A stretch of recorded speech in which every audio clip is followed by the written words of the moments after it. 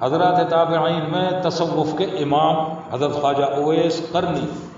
رحمۃ اللہ علیہ،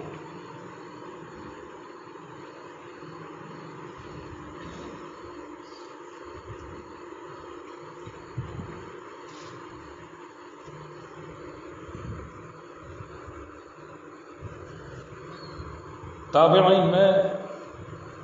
تصوف کے ائمہ میں سے امت کے آفتاب اور دین و ملت کی شمع حضرت اویس قرنی رحمۃ اللہ علیہ اہل تصوف کے بڑے مشائخ میں سے تھے۔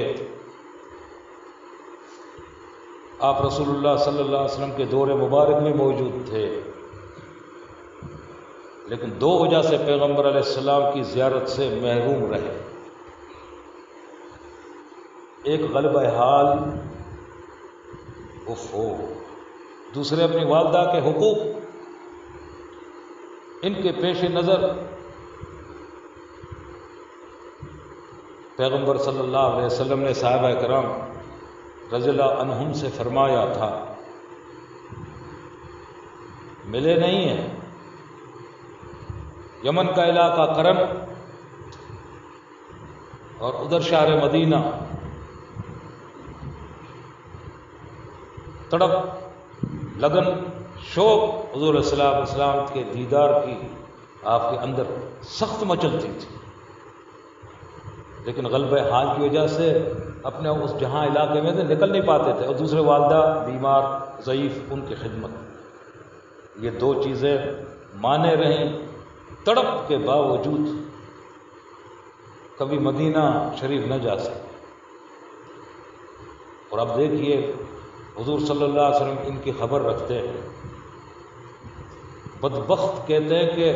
رسول اللہ کو غیب کی خبر نہیں ہے۔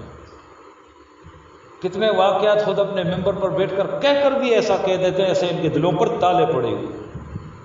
اب یہ مدینہ شریف میں بیٹھ کر یمن کے اس صاحب کے بارے میں میرے آقا علیہ الصلوۃ والسلام کا فرمان مبارک سنیں۔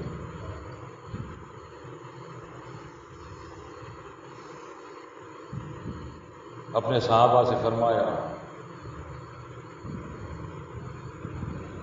قبیلہ کرن کا ایک اویس نامی آدمی ہے، اللہ، بستی کا بھی پتہ، شخص کا پتہ، نام کا پتہ، جو قیامت کے روز اتنا بھی پتہ، قیامت کے روز قبیلہ ربیہ اور مضر کی بھیڑوں کی مقدار، اس زمانے میں خطہ حجاز میں ایک قبیلہ، دو قبیلے تھے، ایک ربیہ اور ایک قبیلہ مضر تھا، ان کے بھیڑ بکریوں کی تعداد بے شمار تھی،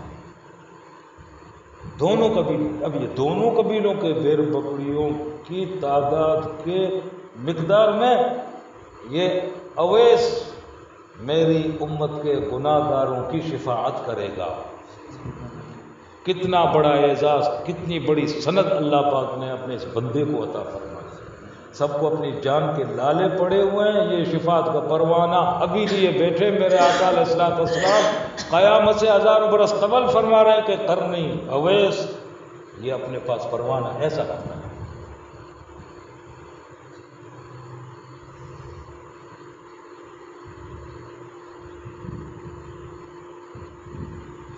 اس طرح یہ فرماتے فرماتے آپ صلی اللہ علیہ وسلم نے اپنا چہرہ انور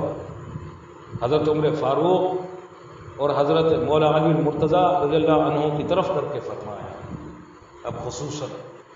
ان دونوں سے فرمایا، تم دونوں سے دیکھو گے، یہ بھی خبر ہے، ان کو خود بھی پتہ نہیں، ان کو جو دیکھیں گے ہمارے آقا علیہ فرماتے ہیں صلی اللہ علیہ وسلم، تم دونوں اس کو دیکھو گے، وہ چھوٹے اور درمیانے قد کا، چھوٹے درمیانے قد کا، لمبے بالوں والا آدمی، پیچھے ان کی زلفیں دراز ہوتی، اس کے دائیں پہلو پر ایک درم کی مقدار سفید نشان ہے، اتنا بھی آقا کو معلوم۔ یہ میرے نبی کے معجزے ہیں، شعبدہ بازی تو نہیں ہے، میرے نبی تو شعبدے باز تو نہیں تھے، ساحر کاہن جادوگر تو نہیں تھے، وہ کفار نے تانے دیے، حضور علیہ السلام پر الزامات لگائے تھے، قرآن نے ان کی باتوں کو دوہرا فرمایا، لیکن قرآن پھر فرما وہاں صاحبکم بمجنون وما صاحبکم بمجنون، یہ تمہارا صاحب دیوانہ نہیں ہے، مجنون دیوانہ ساحر۔ سفید نشان برس کا اس کے دائیں پہلو پر، جو چنبل کے علاوہ کسی اور چیز کا نہیں ہے، چنبل کا داغ، اس کے ہاتھ کی ہتھیلی پر بھی اسی طرح کا ایک سفید داغ ہے، ہاتھ کی ہتھیلی پر، اس کو میری امت میں قبیل ربیع و مضر کی بھیڑوں کی مقدار شفاعت کا حق ملے گا۔ اے علی و عمر، جب تم اسے دیکھو تو اسے میرا سلام پہنچا دے گا۔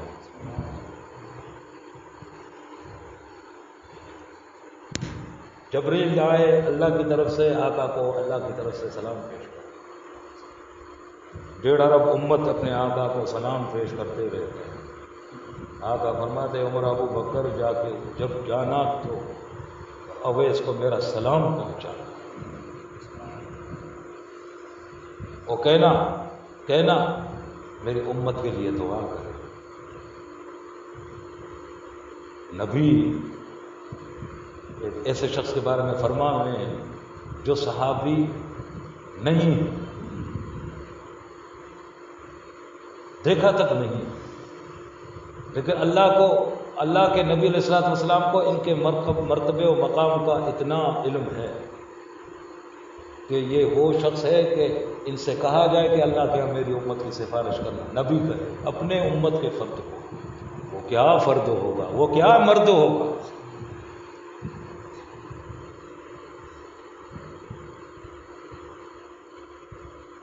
چنانچہ حضور صلی اللہ علیہ وسلم کی وفات مبارک کے بعد جب حضرت عمر رضی اللہ تعالیٰ نے مکہ مکرمہ تشریف لائے اور امیر المومنین حضرت علی کرم اللہ وجہہ بھی آپ کے ہمراہ تھے، حضرت علی کرم اللہ وجہہ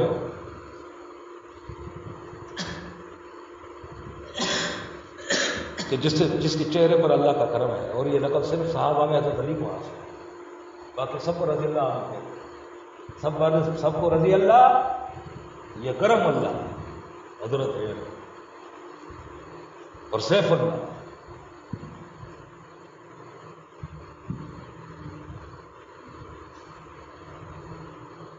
وجہ اللہ،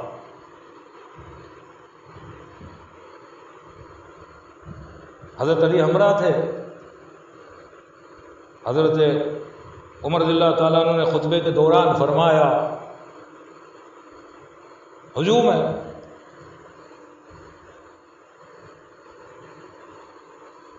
یا اہل نجد قومو، اے اہل نجد، جو نجد کے لوگ ہیں وہ سب کھڑے ہو جائیں۔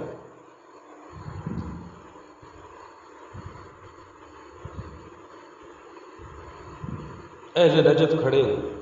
تو آپ نے ان سے دریافت فرمایا کیا تم میں قبیلہ قرن کا کوئی آدمی ہے؟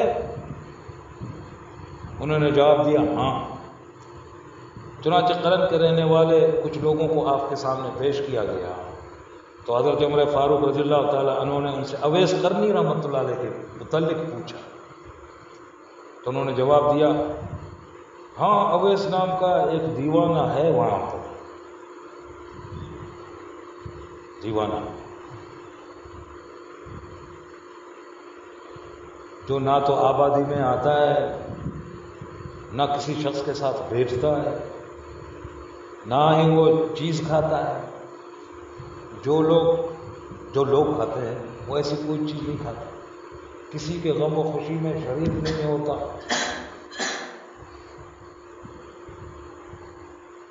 عجیب بات ہے جب لوگ ہنستے ہیں تو یہ روتا ہے اور جب لوگ روتے ہیں تو یہ ہنستا ہے، ایسا دیوانہ ہے وہ تو۔ آقا کی نظر لوگوں کی نظر علیہ الصلوۃ والسلام۔ حضرت عمر رضی اللہ عنہ نے فرمایا میں اس سے ملاقات کرنا چاہتا ہوں، انہوں نے عرض کی وہ تو اپنے اونٹوں کے ساتھ جنگل میں ہیں، دونوں بڑے بزرگ حضرت عمر و حضرت علی رضی اللہ تعالیٰ عنہ اٹھے، اس کے پاس پہنچ گئے۔ حضرت اویس اس وقت نماز میں مشغول تھے۔ جب وہ فارغ ہوئے تو انہیں سلام کیا اور خود اپنے پہلو اور ہتھیلی کے داغ کا نشان دکھا دیا تاکہ ان کو معلوم ہو جائے میں ایسا رابطہ آقا کے ساتھ اور ایسا آقا کا رابطہ، یہ روحانیت جو مادہ پرست نفس پرست لوگوں کو سمجھ نہیں آتی، اقتدار پرست لوگوں کو سمجھ نہیں آتی، دین کو سطحی طور پر لینے والے لوگوں کو سمجھ نہیں آتی، دین کو طائرانہ طریقے سے چلانے والوں کو یہ سمجھ نہیں آتی۔ وہی سمجھے گا جو غائرانہ دین کو سمجھے گا، جو دین کی سطح نہیں اس کے باطن میں اتر کر دین کو دیکھے گا، جو مادیت اور مادہ پرستی ظاہر پرستی سے اپنی نگاہ کو پھیر کر روحانیت کی دنیا میں غوطہ زن ہوگا، وہ ان عنوان کو سمجھے گا، وہ ان رابطوں کے معاملات کو سمجھے گا۔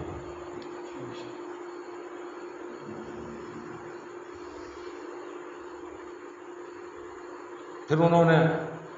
ان سے دعا کی درخواست کی، یہ حضرات تھوڑی دیر ان کے پاس ٹھہرے۔ تب حضرت اویس نے عرض کیا، آپ حضرات نے تکلیف گوارا فرمائی ہے، اب آپ واپس تشریف لے جائیے، واپس تشریف لے جائیے کہ قیامت نزدیک ہے، ہمیں وہاں ایسی ملاقات نصیب ہوگی کہ اس سے کبھی محروم نہ ہوں گے، کیونکہ اس وقت میں سفر قیامت کا سامان تیار کرنے میں مصروف ہوں۔ جب اہل قرن ان دونوں عمراء رضی اللہ عنہما سے واپس لوٹے تو انہیں حضرت اویس کے مرتبے پھر مقام کا اندازہ اور علم ہو چکا تھا، جس کو دیوانہ کہتے تھے۔ لہٰذا آپ رحمۃ اللہ علیہ پھر جب یہ پتہ چلا ان کو لوگوں کی یہ خبر ہے، یہاں سے ہجرت کر کے کوفہ چلے گئے، قرن کو چھوڑ لوگوں کو پتہ چلا، وہ تو چھپے ہوئے، ان کا معاملہ تو اللہ کی حد تک، رسول اللہ صلی اللہ علیہ وسلم کی حد تک، جب معاملہ کھل گیا خود کو نکال لیا، کوفہ چلے گئے۔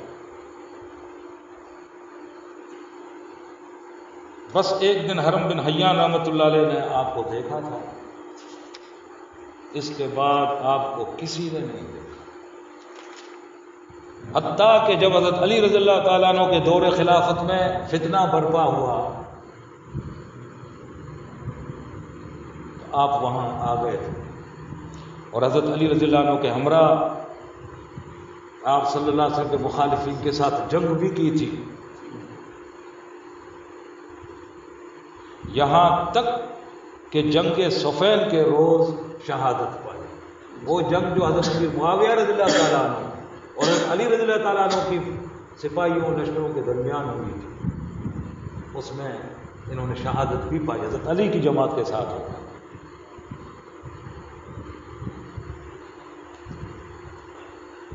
مسلمان کی تلوار سے گلا کٹا دیا، شہید ہو گئے۔ ربی اور مضر قوم کی بھیڑوں کی مقدار سفارش کرنے والے قیامت کے دن یوں ایک مسلمان کے ہاتھ میں شہادت حاصل کر گئی، جنگ صفین۔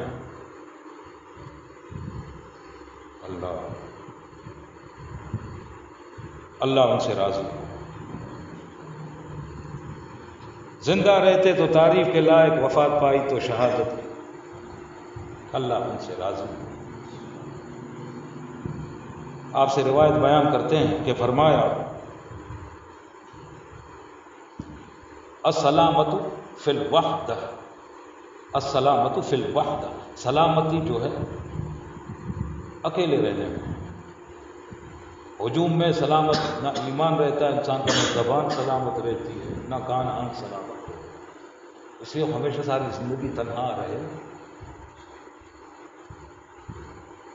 فرمایا اس لیے جس کا دل تنہا ہو وہ غیر کے خیال سے پھر الگ ہوتا ہے، دل جس کا تنہا ہے، جسم بھلے لوگوں کے اندر ہو، دل جس کا تنہا ہے، اور جسم بھلے غار کے کھو میں ہو لیکن دل میں ہجوم ہو تو وہ دل تنہا نہیں ہے۔ خوب سمجھنے کی ضرورت ہے۔ وہ کہ جو جلوتوں میں صاحب خلوت ہو،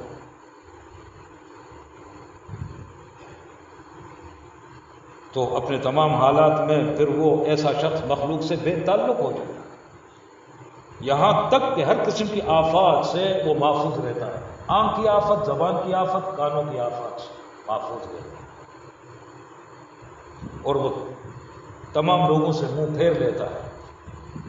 لیکن اگر کوئی یہ خیال کرے کہ تنہا جینا وحدت ہے تو یہ ایک امر محال ہے، کہ مشکل کام ہے تنہا جینا، کیونکہ جب تک شیطان سے کسی کے دل کو محبت ہوتی ہے، نفس امارہ اس کے سینے میں غلبہ حاصل کرتا ہے، اس کو تنہائی بھی برباد کرتی ہے۔ یہ وضاحت بھی فرما ہے، ایسے نہ رہے سے منہ اٹھا کے بیٹھ جائے کہ عام تنہائی کرتا ہے۔ تنہائی کے لیے علم چاہیے، علم چاہیے، حق و باطل کی تمیز رکھنے والا۔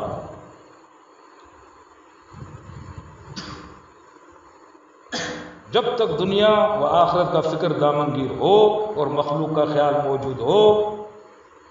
اس وقت وحدت ہوتی نہیں، وہ تنہائی ہوتی ہی نہیں۔ دنیا کا خیال ہو یا آخرت کا بھی خیال ہو تو بھی تنہائی نہیں ہوتی، تب بھی وحدت نہیں ہے، کیونکہ کسی چیز کی موجودگی میں یا صرف اس کے خیال سے جب طبیعت آرام پانے لگے تو پھر سمجھ لو کہ وہ اس چیز میں ہے، فنا گم ہے، اور وہ وحدت میں نہیں ہے، تنہا نہیں ہے۔ بس جو شخص وحید ہوا، اگرچہ اسے لوگوں کے ساتھ محبت حاصل ہو، اس کی صحبت وحدت کے ساتھ کبھی مزاحم نہیں ہوتی، اور جو شخص لوگوں میں مشغول ہوتا ہے، اس کی خلوت نشینی بھی اس کے دل کی فراغت کا سبب نہیں بن رہی، تنہا ہو کر بھی دل ہجوم میں ہے لوگوں میں، مخلوق اہل و عیال بال اکھال کے، تو پھر ایسا دل فراغت کا سبب بنتا ہی نہیں، ایسی چیزیں پھر دل کی فراغت کا سبب بنتی نہیں۔ لہذا اللہ تعالیٰ کی محبت کے بغیر لوگوں سے قطع تعلق کیا ہی نہیں جا سکتا، ناممکن ہے کہ اللہ کی محبت نہ ہو اور یہ خود کو کاٹ دے لوگوں سے، اس کا جینا محال ہو جائے، اور اللہ کی محبت حاصل ہو جائے پھر تو تنہائی اس کو محبوب ہو جائے، کیونکہ وہ اکیلا نہیں، یار کے ساتھ ہے۔ نہ ایک مرید اپنے گھر میں بیٹھا ہوا تنا مجرد، ایک اور بزرگ ساتھی تشریف لائے، ان سے کہنے لگے اکیلے بیٹھے ہو؟ کہتے ہیں نہیں، اللہ ساتھ ہے۔ ایک دم سے فوراً ہم ہوتے ہاں اکیلے بیٹھے، کیونکہ ہم اکیلے، اللہ کے ساتھ ہمارا تعلق نہیں ہے تو ہم اکیلے۔ وہ اکیلا نہیں تھا، اسے کہتا ہے نہیں۔